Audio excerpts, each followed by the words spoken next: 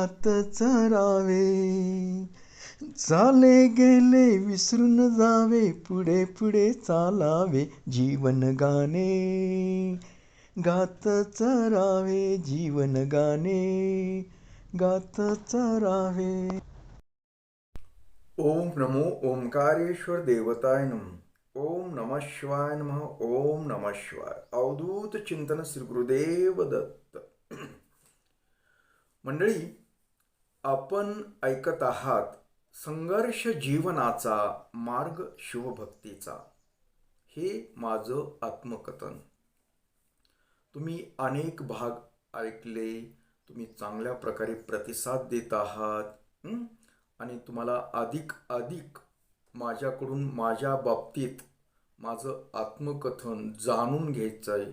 मी जीवन कशा प्रकारे जगत आहे हे तुम्हाला जाणून घ्यायचं आहे. तुम्हाला त्याची आवड आहे म्हणून तुम्ही मला प्रतिक्रिया सुद्धा कळवता. तर मंडळी, त्याबद्दल मी खूप खूप तुमचा आभारी आहे. कारण तुम्ही विचारता कसं आहे, पुढचा भाग कसा असेल, काही विचारता, मलाही सांगायला आवडतं. कारण काय असतं, उगाच फुशारकी मारून काय अर्थ नाही. जे आपण सर्वसामान्य कसं जीवन जगलो आहोत हे जसं आहे तसं सांगावं. उगाच काहीतरी नाही सांगण्यात काय अर्थ.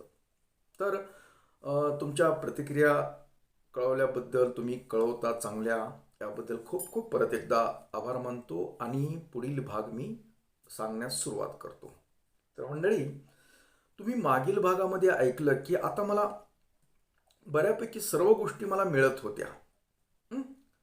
एक समजा प्रापंचिक ह्याच्यामध्ये काय असतं त्याचे अनुभव मला खूप मिळाले. त्यातून संघर्षातून मी बाहेर पडत राहिलो. पण एवढंच का जीवन असतं का हे मला वाटू लागलं. कारण काय, समजा ठीक आहे, अगोदर मुलगी मिळत नव्हती, मुलगी मिळाली, लग्न केलं, बाळं नव्हती, बाळं झाले. तेही शिवभक्ती करत असताना शिवभक्तीच्या जोरावरच मला हे सर्व गोष्टी मिळाली. त्या भक्तीचा सर्व प्रभाव, त्या उपासनेचा प्रभाव होता.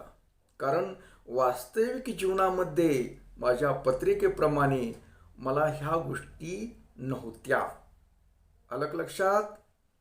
कारण मला हे प्रापंचिक जीवन हे माझ्या बाबतीत व्यवस्थित नव्हतं. मला कुणाचं प्रेम नाही, या गोष्टी मला पत्रिकेमध्ये दाखवत होत्या. म्हणून मी मुद्दाम होऊन काही प्रयोग केले तर, काही मंत्रसाधना केल्यानंतर ह्या गोष्टी प्राप्त होत्यात का हे मला पाहायचं होतं. आणि मी मंत्रसाधना करत करत मला ते साधनाही मिळाली. कारण मंत्रसाधना एवढी प्रभावी असते की मी त्याचा अनुभव घेतला. म्हणून तर तुम्हा मंडळींना मी मंत्रसाधनेद्वारे काही उपाययोजना सांगत असतो, त्यावर काय करायचं या गोष्टी बोलतो. कारण मी स्वतः त्या गोष्टीचा अनुभव घेतला आहे. जे काही शक्य नाही गोष्ट ते सुद्धा शक्य होते. पण तेवढी आपली मानसिकता असली पाहिजे, तेवढा विश्वास असला पाहिजे, तर होतं. जे होत नाही ते सुद्धा होतं. केवळ मंत्र साधनेद्वारे, ईश्वराच्या शक्तीद्वारे होतं. ही मी अनुभवलं म्हणून मी तुम्हाला सांगत होतो. आता याच्यामध्ये मला बऱ्याचशा गोष्टी मला मिळवता येत होत्या, त्यामुळं मला काही अडचण नव्हती. पण तरीही मी समाधानी नव्हतो. का समाधानी नव्हतो? आता ही जी गोष्टी मिळवल्या हे सगळ्या कृत्रिम होत्या. कृत्रिम म्हणजे कसं, आपल्या नशिबातच नाही तर ते मिळवण्याचा प्रयत्न करून आपण मिळवलं, म्हणजे एक प्रयोगार्थी बघितल्या. कारण माझ्या नशिबात काही गोष्टी नाहीत, कारण कुणाचं प्रेम नाही, ह्या गोष्टी मला दाखवत होत्या मला.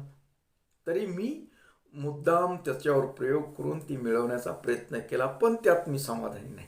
मिळाल्या असल्या तरी समाधानी नाही. कारण कसं असतं, ते आपल्या नशिबात नसणाऱ्या गोष्टी आपण मिळवतो ना, त्यात समाधान नाही लागत.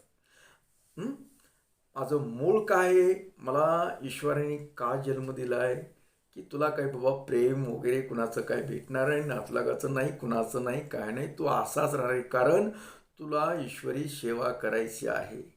त्याच्यामुळं तुला ह्या प्रेमाच्या जाळ्यामध्ये अडकायचं नाही. हे पण विचार येत होते मला. कारण सर्व असतानाही मी समाधानी नव्हतो. हं? याचा मला झोपताना त्रास व्हायचा. संध्याकाळी झोपलो ना, एकटा असं झोपलो, असं एकांतमध्ये राहिलो की मला ते त्रास व्हायचा. कारण मला सतत वाटायचं आपण कुठंतरी चुकतोय. हं? कारण मूळ जो आपला पिंड आहे तो ईश्वर सेवेसाठी, लोकांना काही उपाययोजना सांगण्यासाठी आहे, सामाजिक कार्य करण्यासाठी आहे. आपण कुठंतरी आपल्या प्रापंचिक जीवनामध्ये अडकतोय, हे कुठंतरी आपण चुकतोय याची मला जाणीव सारखी सारखी होत होती. म्हणून मी थोडंसं टेन्शनमध्ये असायचो. हं? आणि माझे विचार मी काही मंडळींना बोलवून दाखवत असं, म्हणजे माझे संबंधित दोस्त कंपनी होती. हं? त्यांच्याशी बोलत असं मी ह्या गोष्टी की अरे मला हे सर्व आहे, मला खूप काही मिळालं आहे, पण मला समाधान नाही लाभत. हं? मग मी काय करायला पाहिजे? तर मी विचार करत होतो की आता आपण याच्यातून थोडं थोडं बाजूला सरूया. हं? कारण हे जे चाललंय प्रपंच, याच्यातून थोडंसं अजून आपण कमी पडतो ईश्वर सेवेसाठी. परत आता ईश्वर सेवेत आपल्याला भर द्यावा लागेल. पूर्व सगळं जी मागचं सगळ्या गोष्टी विसरून आता ईश्वर सेवाच करायला पाहिजे असं वाटू लागलं. परंतु काय व्हायचं, ही प्रपंचामध्ये अडकल्यानंतर बऱ्याचशा गोष्टी करायला वेळ भेटत नसत. आणि त्याच्यामुळं मी टेन्शनमध्ये येत असे. तर ह्या गोष्टी बोलत असताना माझे दोस्त कंपनी, त्यात एक आमचे बेलाचे रोपजनिका खूप महाराष्ट्रामध्ये, महाराष्ट्राच्या बाहेरसुद्धा बेलाचे प्रसार केला, बेलाच्या रोपाचा. म्हणजे बेल लावायचे ते चंद्रकांत घोंगडे म्हणून आमचे मित्र होते. आता नाही जास्त ते, कारण संपर्क नसतो आमचा जास्त, पण पूर्वी होते जरा कधी मध्ये. ह्या शिवभक्तीच्यामुळे आमचा प्रसंग येत असेल. पण मी प्रापंचिक अडकलेला माणूस, पण भक्ती करत होतो हे त्यांना माहीत होतं. कारण बऱ्याच वेळेस आमची चर्चा त्या गोष्टीवर होत असे. त्यांनी शिवमंदिर आपण इथं शिवलिंग देऊया, इथं करूया, तसं करूया, असे विचार चालायचे आमचे. आणि मी त्याबरोबर एक काम चालू केलं होतं. काय काम केलं होतं की मी सतत तणावामध्ये असायचो. कारण मला प्रपंच जीवनात रस नसल्यामुळे मी काही ना काही शोध घेण्याचा प्रयत्न करायचो, जेणेकरून मला समाधान वाटेल याचा मी शोध घेत असे. म्हणून मी काय करायचो, जप करत करत अजून याच्यामध्ये समाधान वाटण्यासाठी आपलं जे तणावयुक्त जीवन आहे हे जरा थोडंसं बरं वाटावं, कुठंतरी आपलं समाधान वाटावं, याकरता काय करता येईल हे माझे शोध चालू असायचे. आणि मला असं करता करता एक शोध लागला. तो शोध म्हणजे काय, की आपण लिखित स्वरूपाचा जप करायचा, आणि आपण करायचा आणि इतरांना पण करायला लावायचा. म्हणून मी काय केलं, सुरुवात माझ्यापासून केली. मी अशा 200 पेजेसच्या वह्या घेतल्या, आणि ज्यावेळेस मला काही वाटतं, एकांतमध्ये वाटतो, कुठं ताणतणाव यायला लागला, मी शिवाची शक्तीचा जप करत असत. ही मंत्र अगोदर, तो मंत्र मी सिद्ध केला, ओम शिवशक्ती नमः. आणि तो मंत्र सिद्ध झाल्यानंतर मला कुठंतरी बरं वाटायला, कुठंतरी आनंद वाटायला. आणि ते सिद्ध केल्यानंतर मी लिहायला चालू केलं, म्हणण्यापेक्षा लिहिणं. आणि लिहिल्यानं काय होतं की आपला जो तणावातला जो आहे प्रवास, तो जरा थोडासा बाजूला येतो आणि एकाग्रता वाढते. हे मला जाणवलं. कारण लिहिताना आपले हात मन ही एकत्र येतं, आणि असं तोंडी जी जप करतो ना आपण, मंत्र जप, त्याच्यामध्ये थोडंसं मन विचलित राहतं, आणि लिहिल्यानंतर मन जरा स्थिर होतं, हे मला कळू लागलं. हे मला कोणी सांगितलं नव्हतं, हे माझी मलाच वाटायचं. म्हणून मी सुरुवात केली, आणि खरंच त्याचा परिणाम एवढा झाला की मी शिवभक्ती करण्यासाठी ही लिखाण चालू केलं, जप लिहिला. थोडंसं बी वेळ भेटला की लिहित बसायचं, ओम शिवशक्ती नमः, ओम शिवशक्ती नमः, ओम शिवशक्ती नमः. आणि याच्यामुळं मला खूप बरं वाटायला लागलं. आणि आनंद वाटायला आणि मला काहीतरी एक चमत्कारिक गोष्टी घडल्यावर वाटायचं. कारण पूर्वी मी तुम्हाला तर बोललो की मी रामायणाचं पारायण केलं, त्याच्यामध्ये खूप चमत्कार गोष्टी घडल्या. यात म्हणजे माझ्या ह्या भक्ती मार्गामध्ये म्हणजे भर पडत चालली होती. मला जे करेल त्याच्यामध्ये काहीतरी नवीन वाटायचं, काहीतरी चमत्कारिक गोष्ट वाटायची. म्हणून मी ते करायला प्रयत्न करायचा. म्हणजे मी बाकीचं देवपूजा तर घालत, पण ही जप केल्यानंतर सुद्धा खूप बरं वाटतंय मनाला. आणि काय होतं, माझ्याकडे बरेचसे लोक येत बी असत. आताच्या एवढे नव्हते पण येत असत. एक दोन दिवस तरी असायचं, कुणी ना कुणी यायचं, काहीतरी समस्या घेऊन विचारायचं. कुठल्याही समस्या आणल्या की मी त्याच्यावर सांगत असे काहीतरी. आणि मला एक मार्ग सापडला, एक शिवलिखित म्हणजे असं शिवाचा लिहायचा जप. आणि मी जी तणावग्रस्त माणसं असतात, जी ताणतणावामध्ये असतात, मानसिक रुग्ण असतात, थोडक्यात मनोरुग्ण, कुठल्या तरी विचारामध्ये गळलेले असतात, त्याच्यामुळे त्यांना बरं वाटत नाही, बेचैन वाटते, जसं का मला वाटत होतं. मग त्याच्यावर मी काय पर्याय शोधला की शिवजप करायचा. म्हणजे तोंडी तर करायचं हो, पण लिखित करायचा. ही ज्यावेळेस मी करलं त्यावेळेस मला बरं वाटायला, आनंद वाटायला. आणि हीच पद्धत आपण इतराला जर दिली तर, म्हणजे आपण आता दुसऱ्यावर सुद्धा हा प्रयोग करून पाहायचा. जर माझ्याकडे कोणी तणावग्रस्त आलं, त्याला बरं वाटत नाही, समजा मनाला आनंद वाटत नाही, अशी व्यक्ती आली आणि ती जर आली तर ती मी त्याला जर त्याला लिहिता येत असेल, अगोदर विचारायचं तुम्हाला लिहिता वाचता येतं का. ती जर म्हटली ना ह येतो, तर मग मी त्यांना एक वळ शिवशक्ती नमहा, श्री गणेशाय नमहा असं लिहून द्यायचं एक वळ. आणि मग त्याच्या ही बघून खाली लिहित राहा म्हणायचं. आणि काय सांगावं चमत्कार, मी काही सुरुवात एक दोन जणांना दिली तर त्यांना त्याचं बरं वाटायलं, खूप चांगलं वाटायला म्हणली.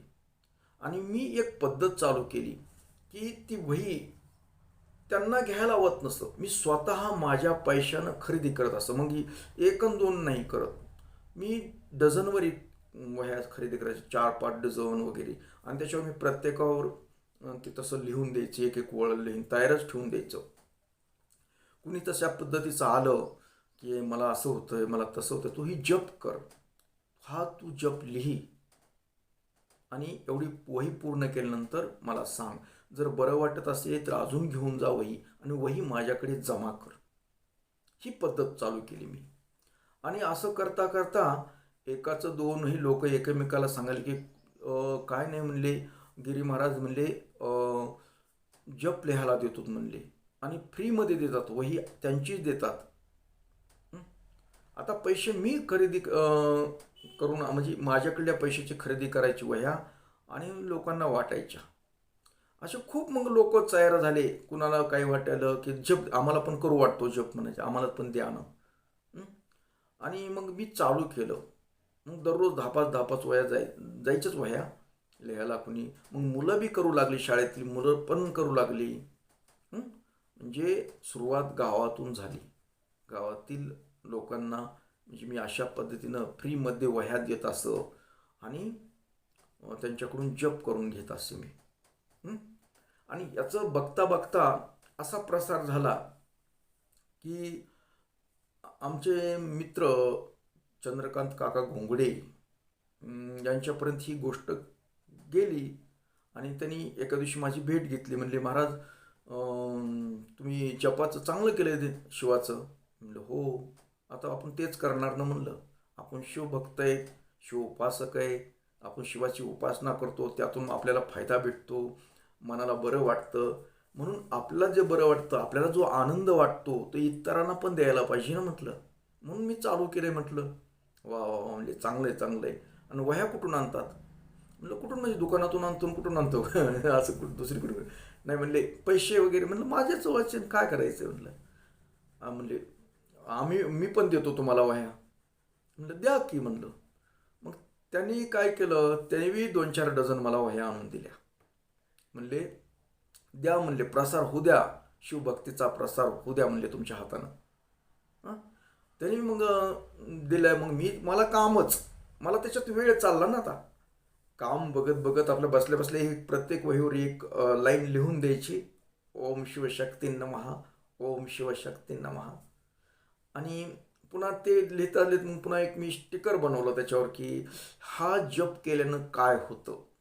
कारण मला जे अनुभव आले ते, लोकांना जे अनुभव आले ते मी अनुभव त्याच्यावर लिहिले. लिहून म्हणजे प्रिंट मारली ती, आणि त्याला प्रत्येक वहीला चिटकवायचं ते. हं?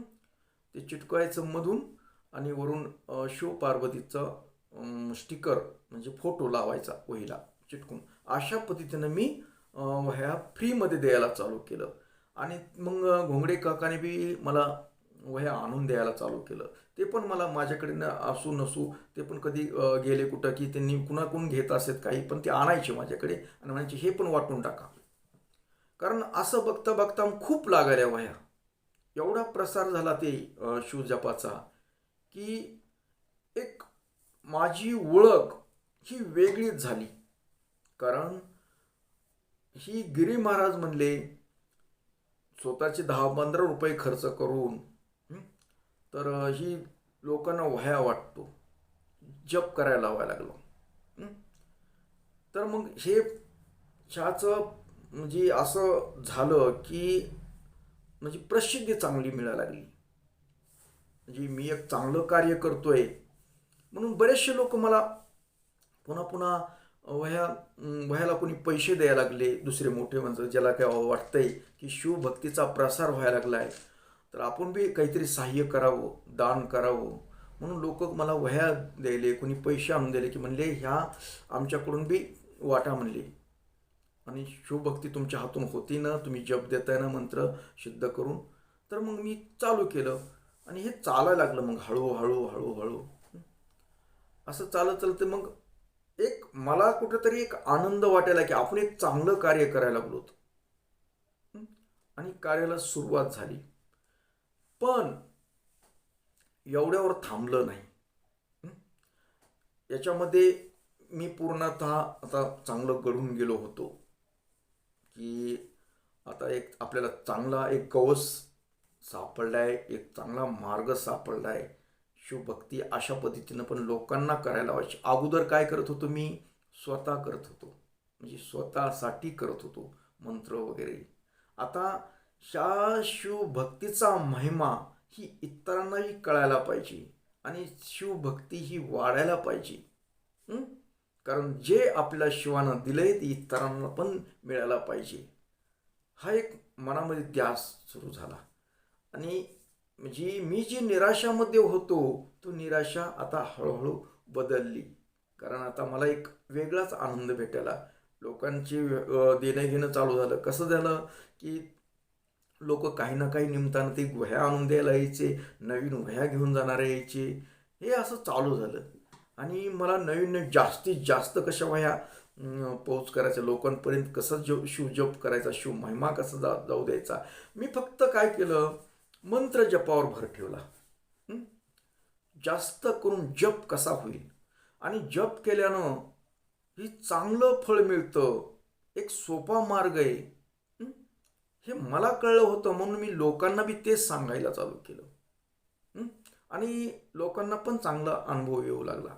लोकांना जी निराशा होती प्रापंचिक जीवनामध्ये, काही लोक निराशवादी राहतात, त्यांना पण अनुभव येऊ लागला. त्यांना बरं वाटायलं, त्यांना थोडंसं समाधान वाटायला लागलं जप केल्यानं. पण मग आता एक समाधानासाठी शिवशक्तीचा जप चालवला फॅमिलीसाठी. परंतु आता मग मला मंत्राचा अनुभव आल्यानंतर मग माझे मंत्र वेगवेगळे चालू झाले की अमुक ह्या गोष्टीसाठी मंत्र हे करायचा, तमुक त्या गोष्टीसाठी मंत्र, शिवमंत्र वापरायचा. म्हणजे आरोग्यासाठी पुन्हा प्रार्थना सांगू लागलो.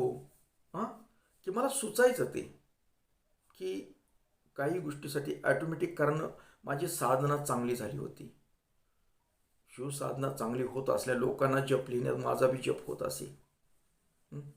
याच्यामुळं मला शिव काहीतरी देत होता आणि असं चाललं होतं.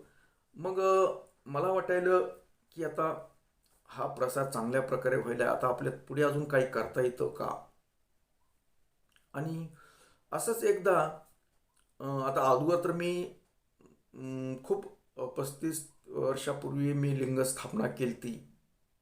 एकदम एकदम नवीन म्हणजे मुलाच्या वयात असताना त्यावेळेस शिवलिंगाची स्थापना केली होती.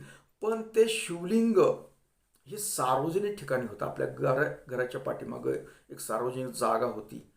मग ती जागेत वादविवाद, ती लोक जाणून बुजून मला त्रास दिले होते, कारण तिथं पूजा अर्चाला आहे.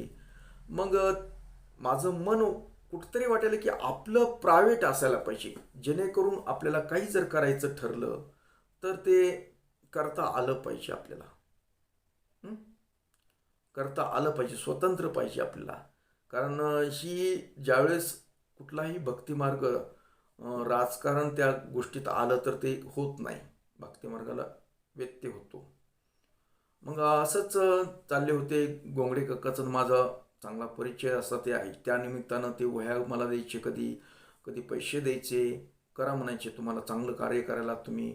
मग ते लोकांना पण सांगू लागले की बाबा ही एक चांगलं मार्ग. मग ते पण आपल्या वह्या लोकांपर्यंत कुणाला मागितलं की माझ्याकडून घेऊन जायचे वह्या लिहून, जप द्यायचे कुणाला त्यांच्या संबंधित लोकांना, की ही जप केल्यानं चांगलं फळ मिळतं वगैरे वगैरे ती पण सांगू लागले. आणि ते पण माझ्याकडून वह्या घेऊन त्यांनी नवीन वह्या आणून द्यायचे, मी त्यांना स्टिकर लावणं, त्याच्यावर एक जपाची वळ लिहून देणं, ह्या गोष्टी मी करत होतो. आणि ते वह्या घेऊन लोकांना पण ते पण देत होते. असं करता करता पावसाळ्याचे दिवस आलेले होते. जून महिना निघून गेलता, जुलै महिना चालू झाला होता. आणि असंच गप्पा मारत चला म्हणले फिरायला जाऊ आपण. मग शेतात आम्ही गेलोत. असं म्हणजे रस्त्याने पाऊस थोडा थोडा पडत होता, झिमझिम होते, आबाळ येत होतं, जात होतं, चाललं होतं. आम्ही तशात फिरत फिरत असताना त्यांनी म्हणले, महाराज म्हणले, तुम्ही एवढं शिव महिमा राबवायला, शिवभक्ती करतात, तुम्हाला एवढी आवड आहे, हां, शिवाची आवड आहे, तर तुम्ही बेलाचे रोपं का लावत नाहीत शेतामध्ये? तर त्यावेळेस मी बेलाचे काही लावलेलं नव्हतं, काही काही नव्हतं. एक काहीतरी झाड होतं बहुतेक, पण असं काही नव्हते. म्हणले इथं शेतमध्ये एवढं आहे तर तुम्ही एवढे लावा ना म्हणले, कडीने, बांधाच्या कडीने बेलाचे झाडं. म्हणलं काका न लावायला काय झालं, चांगली गोष्ट आहे ना भाऊ. म्हणलं आमच्यात मृत्यू झाला ना म्हणलं काका, तर बेल लागतो म्हणलं. आता बेल एखादा मेलं तर बेल आणायला लागतं परगावून म्हणलं, त्याच्यासाठी ते लावावं लागेल म्हणलं. काय म्हणलं, इतर झाडं लावण्यापेक्षा आपण बेलाची झाडं लावूया म्हणलं. पण म्हणलं झाडं कुठे भेटतील? म्हणले त्याचं काय झाडं काय मी देतो ना म्हणले, रोपं आपण तेच करतो ना म्हणले. हां बरोबर आहे काका, मला लक्षातच नाही आलं. मग त्यांचं काम काय होतं, त्यांनी एक वसा घेतला. त्यांनी माझ्या आधीपासून 10-12 वर्षापूर्वीपासून ते बेलाचा प्रसार करत होते. म्हणजे बेलाची रोपं ही देत असत लोकांना फ्रीमध्ये. ते बी स्वतः तिथं त्याच्या शेतात लावण्याची तयारी, कुठं मंदिर असेल, सार्वजनिक ठिकाण असेल, तिथं स्वतः लावायचे, पाणी घालायचे, महिना 15 दिवस जायचे, देखरेख करायचे. हे त्यांचं कामच, एक सामाजिक काम म्हणून, एक चांगलं सामाजिक काम म्हणून ते करत असत. आणि बऱ्याच वेळेस त्याच्यामुळं माझा आणि त्यांचा संपर्क होत असे. मग त्यांनी ही बात बोलले की म्हणले इथं तुम्ही आपल्या तुम्ही बांधाला हे झाडं लावूया म्हणले. म्हणलं हो. आणि म्हणलं द्या म्हणलं रोपं. रोपं काय आणतो म्हणले आणि आपण दोघं जण लावू म्हणले. आणि एका दिवशी त्याने भरपूर रोपं आणली, 100 रोपं आणली. आणि मग पाऊस पडलेला होता, झिमझिम चालू होतं. मग आम्ही पूर्ण त्या रोडच्या कडेने रोपं लावली आहेत, इतक्यावर इतक्यावर 10-15 फुटावर 10-15 फुटावर असे करून लावले त्यांनी, खूप लावले. पुन्हा नदीची किनारे आपल्याकडे ते बांध तिकडल्या लाईनला लावून घेतले, अशा आडवा बांधाला लावून घेतले, उभ्या बांधाला लावून घेतले, म्हणजे सगळीकडे लावली. आणि मग त्या रोपांसाठी मी अगोदर जास्त शेतात जात नव्हतो, म्हणजे असं मोप शेत रोडच्या कडेलाच, पण बघत नव्हतो मी एवढं. तर त्या रोपाच्या नेटानं मी शेतात जाऊ लागलो, म्हणजे रोपं आलेत का, कुणी काय मोडतं का काही म्हणून कधी मध्ये चक्कर हाणायला लागलो. आणि असंच एका दिवशी काकांनी मी चाललो होतो, बहुतेक पंचम झालती का कशी, पंचम होऊन गेली ते मला काय आठवण, हां पंचम झाली होती वाटते. आणि आम्ही असं चाललो होतो रोपं बघायला, आलेत का, फुटलेत का रोपं, का वाळून गेलं काय, असं बघण्यासाठी चाललो होतो. तर आता जी टेकडी आहे, म्हणजे आपला रस्ता जातो मंदिराकडे, त्या रस्त्याच्या रोडला एक टेकडी होती, थोडीशी टेकडी. तर तिथं काय केलं होतं, काही महिलांनी त्या टेकडीवर पूजा केली होती पंचमी दिवशी. मग ती पंचमीच्या दुसऱ्या दिवशी आम्ही गेलो होतो, दोघं जण फिरत होतो रस्त्याने. फिरता फिरता मग नजर गेली, आणलं काका म्हणलं इथं तर पूजा केली म्हणलं टेकडीवर बायाने. आता त्या म्हणजे गावातल्या बायाने तिथं येऊन पूजा केली.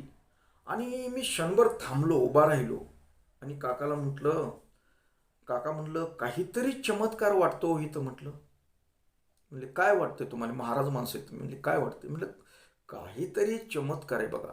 अहो म्हणलं बायांना गावापाशी जवळच्या गावाला शेजारी टेकड्या आहेत, म्हणलं कितीतरी टेकड्या आहेत तिथं, तिथं पूजायचं सोडून इथं आपल्यापाशी इथं का पूजला असन. काहीतरी आहे म्हणलं. मग ती म्हणायची काय आहे तुम्हाला काय वाटतंय. नाही म्हणलं काहीतरी आहे इथं, काहीतरी आहे, नक्कीच काहीतरी आहे म्हटलं. हे माझ्या मनामध्ये असं आतून येईल. मी टेकडीपाशी उभा राहिलो, ते पूजलेलं बघितले, ते काड्या कुठं काही काही लावलेलं, हळदी कुंकू वगैरे काही. म्हणलं काहीतरी दाखवत आहे म्हणलं मला इथं. मी डोळे झाकले. तुम्हाला काय वाटतं म्हणलं. नक्कीच इथं शंभू आहे म्हणलं, महादेव आहे. या जागेमध्ये काहीतरी आहे, यातल्या परिसरात कुठतरी महादेव आहे असं मला वाटतं म्हणलं, आतलं मन बोलतंय म्हणलं. म्हणजे आता आम्हाला काय म्हणलं, तुम्हाला वाटत असेल तर खरं असेल म्हणले. म्हणलं एवढं बोलणं झालं आमचं. आणि असेच बेलाचे रोपं चेक करत चाललोत असं बांधानी बांधानी. आणि परत येताना अजून एकदा म्हटलं, काका माझी एक इच्छा आहे म्हणलं, आपण इथं शिवलिंग स्थापन करावं. ते म्हणले गावात केले ना तुम्ही म्हणले. म्हणलं गावात केले, पण माझं मन तिथं काय होईना गेलं हो. बरं काय म्हणलं तुम्हाला करता येईल म्हणले. तर असं झाली आमची बातचीत वगैरे. आणि मग आम्ही गावाकडे आलो. गावाकडे गप्पा मारीत तोच तर दिवस माळून गेला होता. संध्याकाळी मी माझ्याकडे आपल्या घरी आलो, ती त्यांच्या तिकडे गेले. आणि जे आलो तिथून आलो तर माझं मन वेगळंच डोक्यामध्ये चक्र फिरायला लागलं. आणि काय होईल काय नाही हेच मला कळायला गेलं. पण उदासीन प्रकार काहीतरी, म्हणजे आता काय कर्मना गेलं मला, कर्मना गेलो.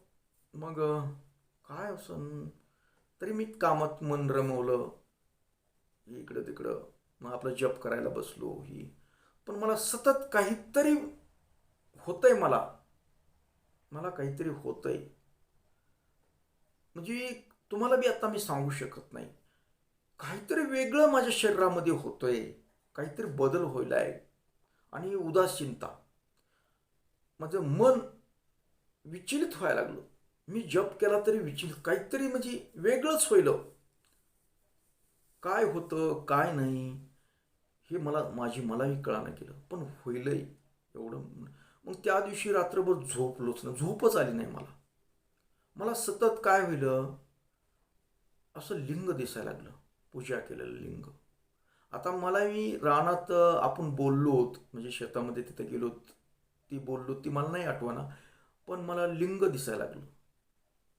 आता मी तुम्हाला डोळे झाकून बोलतो तरी अजूनही मला लिंग दिसतं. विभूती लावलेली, वरी बेलपत्र वाहिलेले, पांढरे फुलं वाहिलेले, असं एकदम लिंग मला एक एवढ्या आकाराचं दिसतं. असं व्हायला लागलं मला.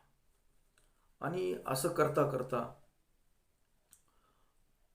पहाटेचे 4 बी वाजले. मी डोळे झाकण्याचा प्रयत्न केला, जप करण्याचा प्रयत्न केला, पण माझं मन स्थिर होण्यात गेलं. आणि ते उदास उदास वाटायलं.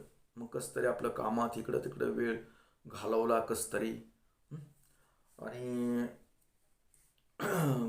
पुन्हा मी सगळं माझं आटोपल्यानंतर काकाला फोन केला. म्हटलं, काका, हॅलो, कुठे आहेत म्हटले. म्हणले, काय नाही, मी इकडं शेतात आहे, इकडे त्यांच्या शेतात. बरं म्हटलं, गावाकडे यायचं नाही का? "आय, काय काम आहे का?" "नाही, काम नाही, पण उगा आपलं मला जरा बोलायचं आहे," म्हटलं. मग म्हणले, येतो की. म्हणले, या म्हणलं, चहा घेऊ म्हणलं, या. मग आता हे ती आले गावाकडे, आणि पुढे काय झालं, पुढे कशा पद्धतीनं काय झालं, हे तुम्हाला पुढील भागामध्ये ऐकायचंय. पण आजच्या भागापुरतं एवढंच.